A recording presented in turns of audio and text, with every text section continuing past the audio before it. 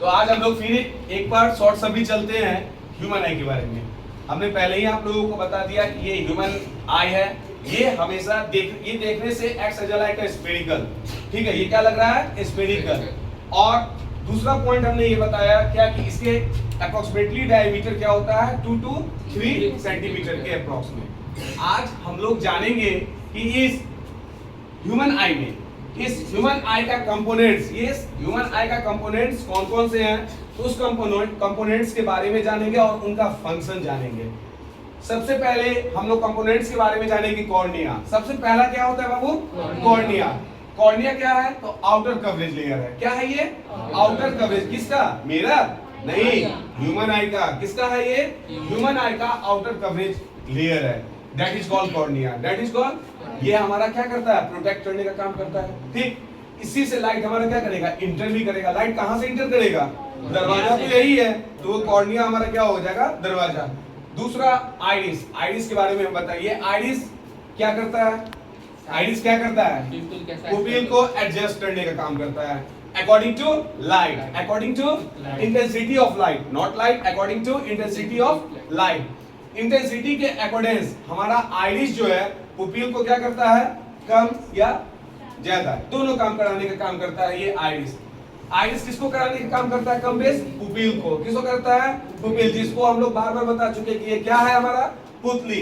इसको हम लोग पुपिल कहते हैं। और ये क्वेश्चन बार बार पूछता है 2 नंबर में भी कि क्यों होता है, तो ब्लैक कलर का क्यों होता है, समझ में आ रहा है क्यों होता है। ये लाइट को क्या करता है बाबू, एब्जॉर्ब करता है। लाइट को क्या करता है, एब्जॉर्ब करने का काम करता है। इसी कारण से ये पुपिल हमारा ब्लैक कलर का होता है, ठीक है। और पुपिल के बाद हम लोग एक पॉइंट अगला पढ़े, एक्वस ह्यूमर। एक्वस ह्यूमर हमने आपको तुरंत बताया कि ये आइरिस और लेंस के बीच, आइरिस और लेंस के बीच जो लिक्विड है उसको हम लोग कहते हैं एक्वस ह्यूमर। ये क्या कहलाता है। उसके बाद हमने 5वां पॉइंट बताया आइलेंस। आइलेंस हम पहले ही बता दिया कि ये कन्वेक्स है। मैंने ये भी बताया ये कन्वेक्स लेंस ही क्यों है, कनकेव लेंस क्यों नहीं हुआ।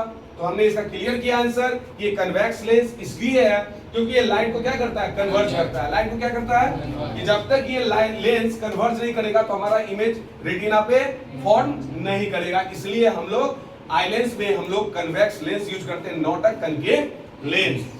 आगे बढ़े, सिलियरी मसल्स। हम पहले ही बताए कि इस आइलेंस को कहीं ना कहीं होल्ड रखने का काम करता है। यदि इसको कोई नहीं पकड़ के रखता तो क्या होता है, गिर जाता। तो आइलेंस को होल्ड करने का काम कौन करता है, सिलियरी मसल्स। अब नेक्स्ट पॉइंट, विट्रस ह्यूमर।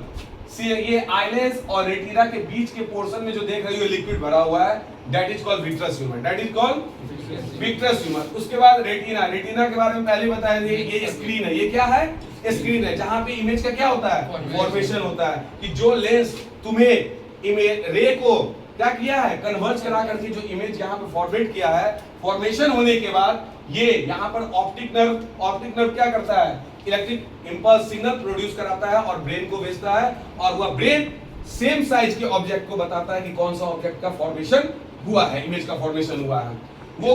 अब यहाँ पर एक पॉइंट आता है, photoreceptor cell. Photoreceptor cell का काम, फोटो रिसेप्टर सेल ऐसे हम पहले बता चुके हैं कि आपके ऑप्टिक नर्व में मिलियन ऑफ द सेल्स हैं, लेकिन उस सेल्स में कुछ सेल्स के बारे में हम लोग जाने जिसका नाम है फोटो रिसेप्टर सेल्स।